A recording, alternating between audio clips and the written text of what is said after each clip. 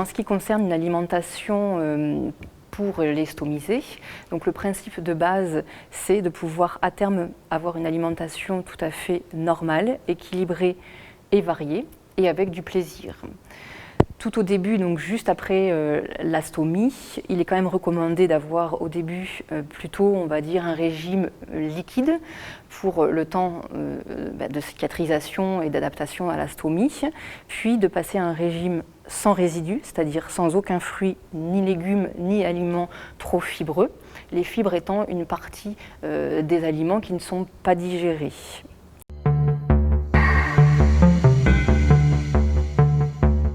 Ensuite, une fois cette étape passée, on peut passer à un régime pauvre en fibres irritantes, c'est-à-dire donc réintroduire des fruits et légumes plutôt cuits, qui vont être le moins irritants possible, donc avec moins de fibres que d'autres aliments qui seront plus fibreux. Donc là, pour le sans fibres irritantes, on peut parler de la courgette, des courges, du blanc de poireau, etc., de la salade, tous ces aliments bien sûr cuits, sans peau, ni pépins. Quand on passe à cette étape, la réintroduction doit toujours se faire très progressivement, un aliment par un aliment, en petite quantité, pour voir s'il y a d'éventuelles intolérances, pour pouvoir les mettre un petit peu de côté si besoin, les préparer, ces aliments, sous une forme différente pour voir si ça passe mieux, ou attendre quelques semaines pour les réintroduire un petit peu plus tard et voir les effets potentiels. Ne jamais exclure complètement un aliment, puisque même s'il ne passe pas à un moment donné, il peut potentiellement passer un peu plus tard. Une fois que la personne est revenue donc à son régime alimentaire tout à fait normal, dans l'idée, même avec une stomie, on peut manger de tout.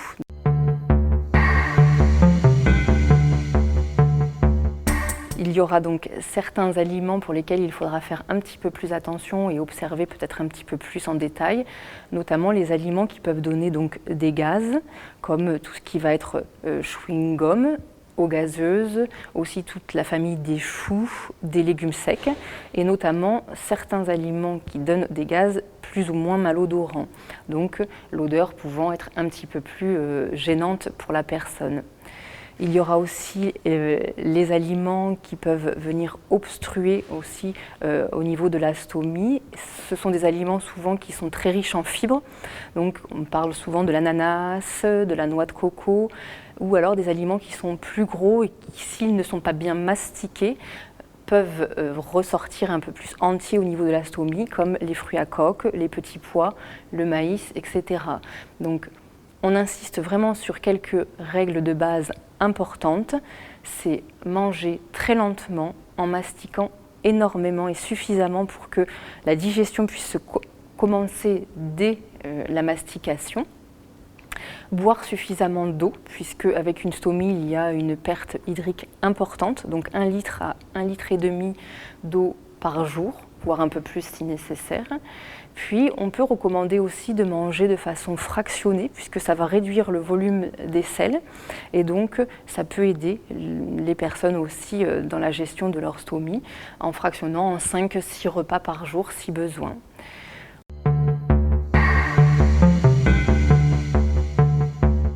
Ensuite, il y a un petit cas particulier pour tout ce qui est de l'iléostomie, puisque donc il y a plusieurs types de stomie. La colostomie au niveau du côlon, qui ne en soi change rien à la digestion, puis l'iléostomie qui est donc plus haute au niveau de l'iléon,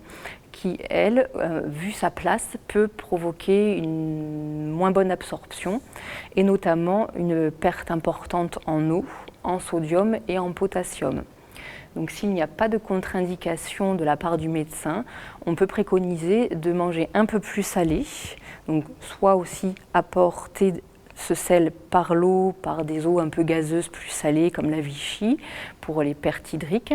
et sinon manger un peu plus salé comme un peu plus de charcuterie, de fromage, des bouillons de légumes. Et ça j'insiste, s'il n'y a pas de contre-indication à manger plus salé.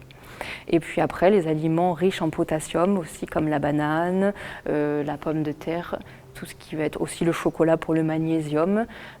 tous ces aliments-là peuvent être à privilégier pour éviter trop de pertes. Ne pas s'inquiéter en cas d'iléostomie. Si l'appétit est un peu plus important, ça peut être normal puisque les pertes sont importantes et l'absorption se fait moins bien. Donc on peut aussi avoir besoin d'augmenter l'apport énergétique, surtout donc en cas d'iléostomie.